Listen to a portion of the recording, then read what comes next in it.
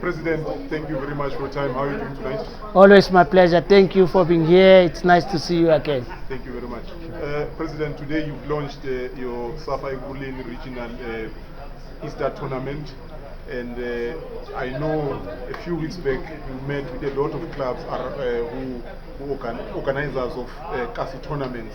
And now today you see you launching this tournament. Can you just take us through firstly the conversation and the discussion around the Kasi tournaments that are happening in Ekurhuleni? Okay, what we said and shared with our colleagues at the Kasi tournament is that we share the same content, we share the same product, but we needed to formalize the relationship, regulate when necessary, and above all, we spoke about issue of sanctioning, because all players that are playing organized football, they have insurance with us, and should they get injured or anything happen outside our SAFA structures, they get to lose that opportunity of that insurance. So we shared with our colleagues at the off-season tournaments that there is SASRIA Acts that you need to adhere to. There is tournaments that needs to speak to the development of players, because we've seen over the past period, one player is playing 5-7 tournaments, and we're not short of talent in Ekurhuleni such that one player can play 7 tournaments. Let's open up the pool, let's regulate our tournaments, but above all, much as the community enjoys them, let's also preserve the development of the 14 players for these 14 days so that they grow as they go forward.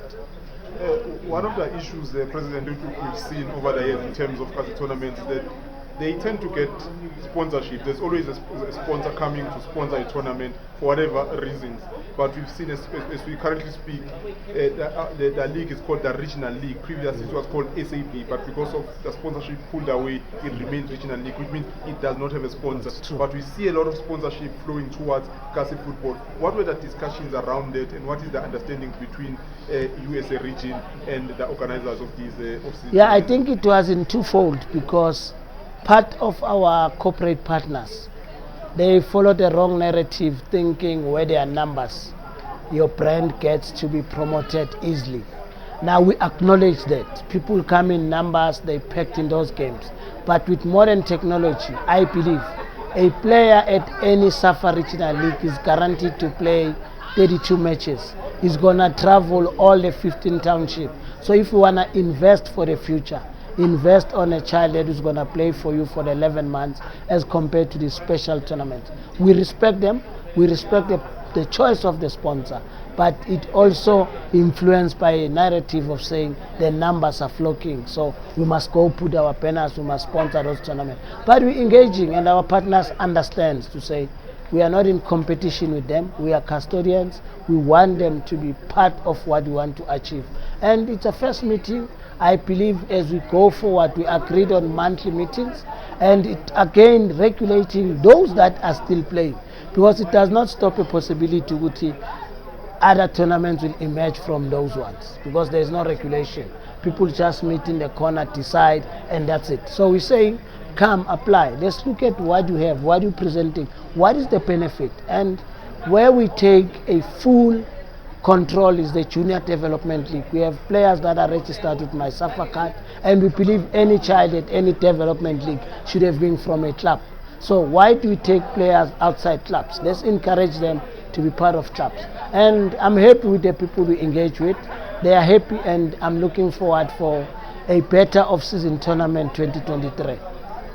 President, you now have launched the SAFA Ekurhuleni Regional Easter Cup. What was the reasoning behind it, knowing very well that you already have a schedule in terms of the league games that are played within the region? Why was it important for the region to establish a tournament of this nature? Without taking credit, I always say to the coordinators, the open weekend that we are always giving away, where are you giving it to? Because it doesn't necessarily mean our players are not playing during that time. But should you rest there, or you stop leagues for the purpose of the Easter weekend with the mind that people are going for religious gatherings and all of that, that narrative must change, because football is still played. We go to churches in the morning and still want to watch football in the afternoon. So we said, let's give them an alternative. Let them enjoy the same teams, let them enjoy with the same players, and hence we've taken space to say Easter tournament are within SAFA project, and we must take control of them. And this one, it's many of them. And maybe to take it further, we are specific when we said under 21. As you all know, the rule says any team should start a match with under 21 players, but it doesn't regulate in terms of substitution. Now, most of these under 21 are used just to tick the box. You play a match for 10-15 minutes, then you are being substituted. But what we are saying now, we're saying this tournament will allow overage players, but don't tamper with the under 21 in the field of play. If you want to substitute one of them, it should be a like for like. You take off an under 21, you bring in an under 21. Because most of them have missed out on the game time. They are only used to meet the regulation, but they are not being properly developed. So they're going to enjoy the 4 days. They're going to play 90 minutes for the first time, and coaches will have a different thinking after this tournament to say, yes, these boys are good. It's just that we're not giving them time. So we need to encourage them to develop. They fit to our under 23. They are given a proper opportunity to be in our national squad. And we want scouts to come, watch these games, and enjoy it as we go forward. I like that. I like what I'm hearing, Chairman. Chairman, at this level, we know it's always difficult to get sponsorship, to get corporate partners to come and invest. We know Gold One is sponsoring this particular tournament. How did you go about that, and what does it mean for the region to have a partner like Gold One? To tell the honest truth, we've been knocking, we've been engaging with different social partners and corporate citizens to say, listen to us, this is what we are presenting, we are here for development of football, we need you to be part of us. And fortunately, Gold One was willing to listen. We presented our project, they loved it, and they said we want to partner. And above all, we can also agree that we've get into a national space where we are supporting the country with qualified coaches. And the idea was to develop Ekurhuleni coaches, but it has become a national demand. I'm talking to you today. I've got a guy who's doing D license. He tells you, I'm from Cape Town and I'm here for a course. It tells you the amount of demand that is there.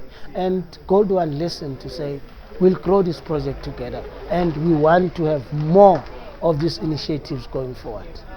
President, thank you very much for your time. We really appreciate the work that you are doing here. Earlier on, the legendary Contic Berger, who is a SAFA instructor, said we are the leading region in terms of organizing this course. We applaud you for that, and we say please keep it up. Thank you for the opportunity. We'll do our best.